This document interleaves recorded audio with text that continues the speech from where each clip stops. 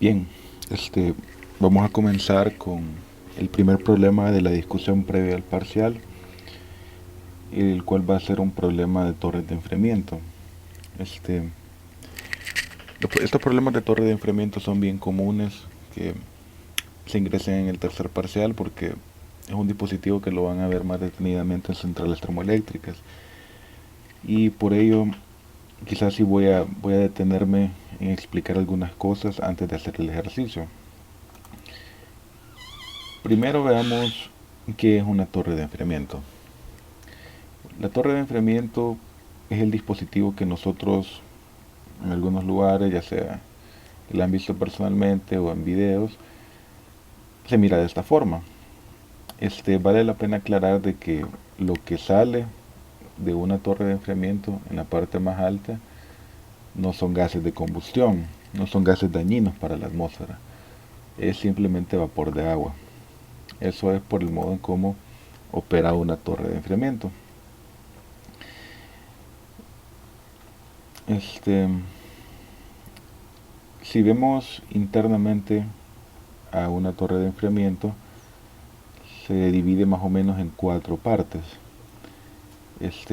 La primera, que es como una especie de piscina, ya que es la parte más baja donde se concentra el agua ya enfriada, ¿verdad? Tenemos también una entrada de aire. La entrada de aire se da en toda esta periferia que nosotros vemos aquí. Este es el lugar donde entra el aire. Tenemos unas toberas en esta especie de parrilla, que en realidad se le llama relleno. A esto se le llama relleno.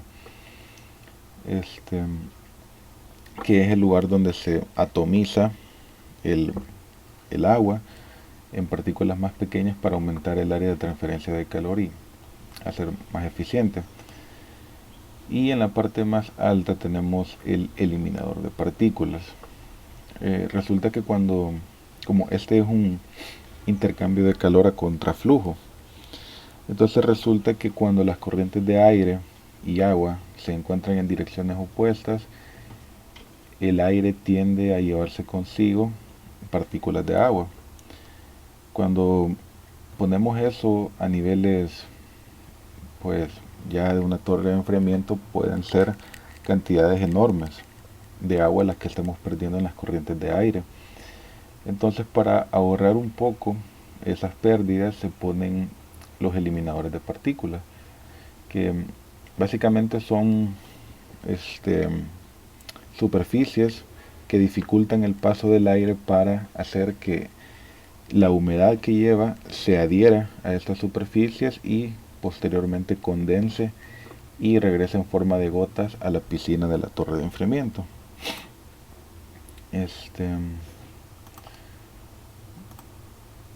Aquí tenemos el funcionamiento de la torre.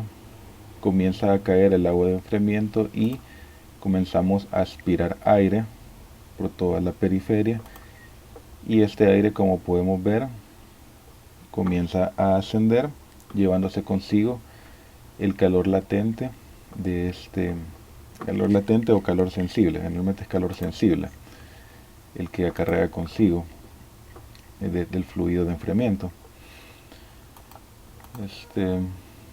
Aquí tenemos una representación más dinámica de lo que es una torre. Y bien, eso viene siendo la torre de enfriamiento. Ahora, entrando ya de lleno, vamos a ver el primer problema. Si gustan, ustedes pueden pausar el video, toman nota de lo que crean necesario. Yo voy a ir pasando un poco más rápido. Bien, aquí tenemos la manera típica en cómo se representa una torre de enfriamiento. Tenemos la entrada de aire, de la que habíamos visto, tenemos las toberas de dispersión, tenemos los eliminadores de partículas y el ventilador de inducción, y tenemos la salida de la torre. Algo que yo quiero hacer bastante énfasis es que rara vez en una torre de enfriamiento, o en el análisis más bien dicho de una torre de enfriamiento, ustedes van a ocupar la parte del ciclo termodinámico. Sí se hace, no les digo que no, pero en el nivel de termodinámica 2, por lo general uno se concentra en esta parte del ciclo. Vea, obteniendo informaciones de la temperatura de los alrededores del aire, cuáles son las condiciones del agua entrando a la torre y cuáles son las condiciones del agua saliendo de la torre. Poco me interesa saber lo que ocurre acá. En algunos otros problemas que no son tan comunes, sí se hace. Por lo general uno se enfoca en esta parte del ciclo en vez de enfocarse en la parte derecha. Pero eso ya son problemas un poquito más, tal vez de un poquito más de dificultad, ¿verdad? Cosas que vale la pena hacer énfasis. La carga que se maneja en el condensador, la carga térmica que se maneja en el condensador, es exactamente la misma carga térmica que se maneja en la torre.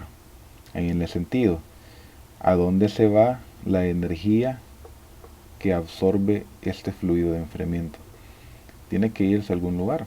Todo el calor latente que yo le extraje al vapor del fluido de trabajo es acarreado por esta agua de enfriamiento. Entonces esa energía tiene que liberarse en algún lugar. Y ese lugar es precisamente la torre de enfriamiento. Entonces, si yo llegara a tener unos 30.000 BTU por hora de carga en este condensador, la torre de enfriamiento tiene que manejar exactamente 30.000 BTU por hora. Son cuestiones de sentido como conservación de energía.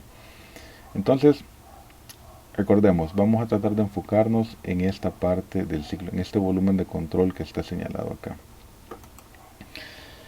Bien, aquí tenemos ya las condiciones un poco más explícitas de lo que va a ser nuestro problema. Tenemos agua retirándose de la torre 26, agua entrando a 40, tenemos las condiciones del aire a la entrada y tenemos las condiciones del aire a la salida. ¿Cómo abordamos un problema de torre de enfriamiento? Y en esto quiero ser bien enfático. La torre de enfriamiento solamente se puede analizar con 3 balances de masa y energía. Y no nos vamos a salir de ahí. Cualquier problema de torre de enfriamiento involucra esos 3 balances. Entonces, claro está, ustedes les pueden preguntar que encuentren muchas cosas. ¿Cuál va a ser la única diferencia? Va a ser que no todos los balances le van a conllevar a encontrar el mismo concepto termodinámico. Tal vez mediante un balance de energía yo pueda estar en la disponibilidad de encontrar una entalpía, un flujo másico. Vean, pero con un flujo de masa de aire o masa de agua, probablemente yo pueda hacer algo que no pueda hacer con un balance de energía. Entonces, dependiendo de qué es lo que me pregunten, así va a ser el balance que voy a tener que ocupar para encontrar la incógnita. Entonces, este es un problema típico de torre de enfriamiento, en el que me piden determinar cuál es el flujo de aire. Entonces veamos cómo abordamos este problema. Lo primero que yo voy a hacer es un balance de energía. El balance de energía típico que ustedes ya conocen. El producto de los flujos másicos por sus entalpías. La energía que entra tiene que ser igual a la que sale. Por favor, no presten atención a este punto que ustedes miran acá porque se me fue a la hora de estar redactando las ecuaciones. Pero estos son flujos másicos, no son masas, son flujos másicos. Entonces, tengo energía entrando en el punto 3 y en el punto 1. El flujo másico de 3 por la entalpía de 3. Más la energía que entra en el punto 1. El flujo másico de aire en el punto 1 multiplicado por la entalpía del punto 1. Tiene que ser igual a la energía que sale. Tengo energía saliendo en el punto 4 y en el punto 2. Flujo másico de 4, entalpía de 4, más flujo másico de 2, entalpía de 2. Y bien, ese es mi balance de energía. Ahora voy a aplicar mi segundo balance, que es un balance de masa. y específicamente un balance de masa de aire. ¿Qué puedo observar yo del balance de masa de aire? Bueno, que esa cantidad de aire se conserva. La misma cantidad de aire que entra en uno tiene que salir en dos, por ley. No sucede así con el agua. El agua entra cierta cantidad en el punto 3 y recuerden de que la corriente de aire va a contraflujo. Al ir a contraflujo, esta se roba algunas partículas de líquido, lo cual hace que en el punto 4 no vaya la misma cantidad de flujo másico, ya va a ir menos.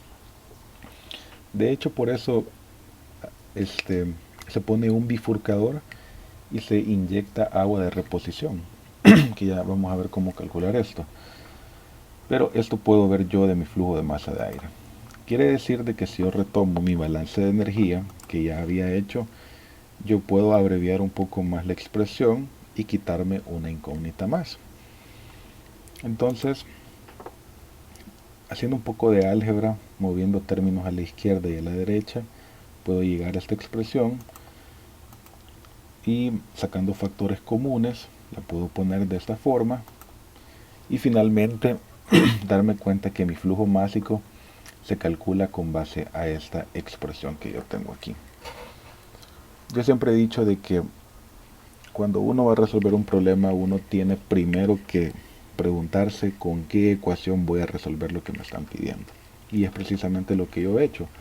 A mí me estaban pidiendo un flujo másico de aire. Ya tengo cuál es la expresión con la que voy a calcular mi flujo másico de aire. El siguiente paso es preguntarme cuál de esas variables conozco y cuáles no. Preguntémonos sobre las entalpías. Esta ecuación me está demandando 4 valores de entalpía. El postulado de estado, si ustedes recuerdan, dice que necesito 2 propiedades para poder definir todas las demás. En cuanto al aire, pues ahí tengo 2. Temperatura de bulbo seco y temperatura de bulbo húmedo. Con el punto 1 no tenemos problema. Con el punto 2, uno dice, tengo temperatura de bulbo seco y tengo humedad relativa. Con esto quiero ser bien enfático. La temperatura que normalmente ustedes miden, ya sea con su teléfono, la que miran en las noticias, cuando ustedes le preguntan a alguien, puta, ¿ya cuánto estará ahora el ambiente? Y le dicen a 30 grados Celsius, eso es temperatura de bulbo seco. La temperatura de bulbo húmedo requiere de un dispositivo especial para poder medirla. Entonces véanlo de esa forma, la temperatura de bulbo húmedo no es tan fácil de medir. Entonces si me dicen 37 grados Celsius a la salida, es la temperatura del aire, eso es temperatura de bulbo seco, aunque no me lo digan. Inherentemente ya se sobreentiende. Y una humedad relativa del 100%. Quiere decir que con el punto 2 tampoco tengo problemas. ¿Qué hay del punto 3 y del punto 4? Aparentemente solo tengo una propiedad que es la temperatura. Pero la verdad es que tengo 2. Porque la siguiente es asumir calidad 0. Es decir, en el punto 3 y en el punto 4, lo que yo asumo es una condición de líquido saturado. Quiere decir de que con las 4 entalpías yo no tengo ningún problema. Pero la expresión me está demandando 2 flujos másicos. El flujo másico de agua en 3 y el flujo másico de agua en 4. Entonces, de estos yo conozco el flujo másico de 3, pero no conozco el flujo másico de 4. Entonces, esta variable para mí es un problema, porque no la conozco. Y debo de encontrar alguna manera de quitarme este problema. Entonces, la solución viene con el tercer balance de masa, y es tercero y último que yo puedo ocupar en este tipo de problemas. Vamos a balancear masa de agua. Masa de agua que entra tiene que ser igual a masa de agua que sale. En el punto 3 tengo un flujo másico de agua. En el punto 1 también. Recuerden de que el aire normalmente tiene humedad. Entonces, si yo multiplico el flujo másico de aire en el punto 1 por su humedad específica o absoluta, voy a obtener la cantidad de humedad que está fluyendo en el punto 1. Vea, entonces, igual a la masa de agua que sale. Tengo flujo másico de agua en el punto 4 más flujo másico de aire en el punto 2 por la humedad específica del punto 2. Nuevamente puedo retomar mi balance de masa de aire y abreviar el flujo másico de aire 1 y flujo másico de aire 2 en una sola variable. Despejo el flujo másico de 4. Entonces al final yo he llegado a esta expresión. El flujo másico de 3 yo lo puedo calcular de esa forma. Si retomo la expresión que yo había dejado pendiente en el slide anterior, puedo sustituir donde tengo el flujo másico de 4 esta expresión que acabo de encontrar. Y lo que viene a continuación es pura carpintería matemática. Reparto la entalpía 4 en cada uno de los sumandos y ahora me voy a meter en un álgebra algo feo. Si ustedes se fijan, producto de haber hecho esta sustitución, el flujo másico de aire me volvió a aparecer acá y tengo que despejarlo. Entonces aquí a su gusto, ¿verdad? El álgebra de ustedes no es la misma álgebra mía, probablemente alguien lo mire de una forma más fácil, otros no. Pueden ir pausando el video para ver qué fue lo que fui haciendo, si quieren, pero lo que vamos a hacer a continuación es despejar el flujo másico de aire.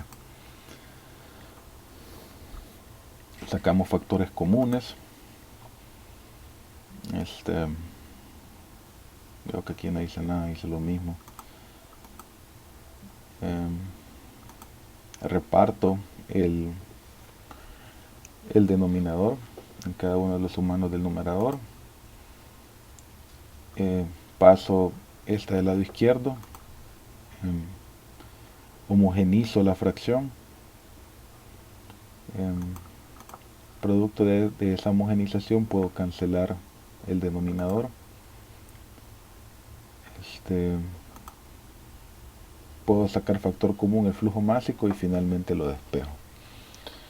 Nótese que esta expresión a la que yo he llegado es exactamente la misma expresión que ustedes verían en la página 759 de su libro de Sengel, con algunas variables invertidas, pero sacando factores comunes menos puedo llegar exactamente a la misma expresión. Si ustedes se fijan en esa página, estas dos variables están al revés, estas dos están al revés y estas dos están al revés. Entonces lo puedo dejar como W2 menos W1 si saco factor común menos, y aquí lo puedo hacer igual, sacando factor común menos acá me queda 3 menos 4 y me quedaría un menos pendiente acá. Aquí vuelvo a sacar y me queda 2 menos 1, el más que tengo acá se me convierte en menos y me queda W2 menos W1. Entonces al final es exactamente la misma expresión. Y bien, ahora sí ya no tengo problemas porque puedo determinar las 4 entalpías, ya tengo mi flujo másico y tengo las humedades relativas que las puedo determinar sin ningún problema. Entonces, finalmente, haciendo uso de algún programa, ustedes pueden calcular estas propiedades y resolver su problema. Ahora, les voy a enseñar algunas herramientas útiles que tiene el ES que les pudieran servir para esta parte.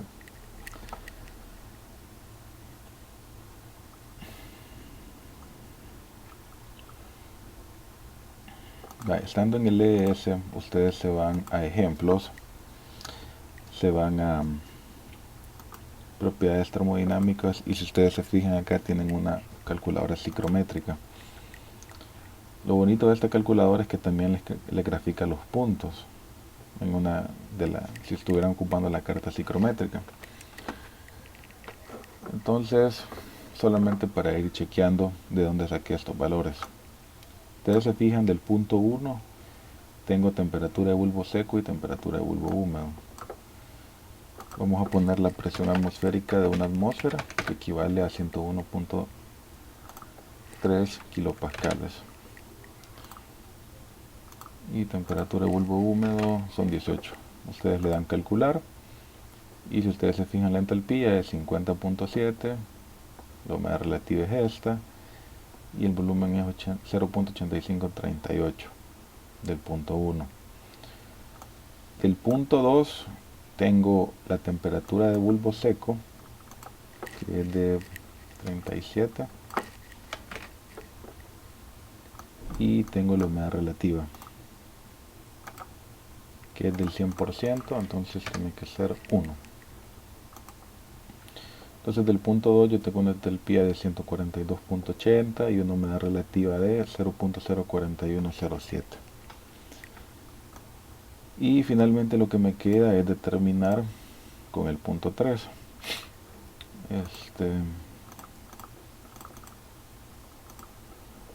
Se vienen acá, ponen presión atmosférica, vamos a trabajar con calidad y con temperatura. Una calidad de 0 y una temperatura de 40. Le corresponde una entalpía de 167.80 y el otro punto tiene que salir a 26. Entonces a 26 la entalpía es de 108.90. Entonces aquí tienen nuevamente el uso del ES para calcular propiedades termodinámicas. Yo, como lo repito, yo no soy partidario de andar ocupando apps para hacer cálculo de propiedades. No me gusta, simple y sencillamente creo que no son confiables, pero estoy en la obligación de enseñarles esta que se llama Cyclone. Es una app que ocupa el Inge Sánchez para hacer cálculo de propiedades. La pueden ocupar para su parcial. Solo déjenme verificar que así se llama. Lo estoy buscando ahorita en mi teléfono.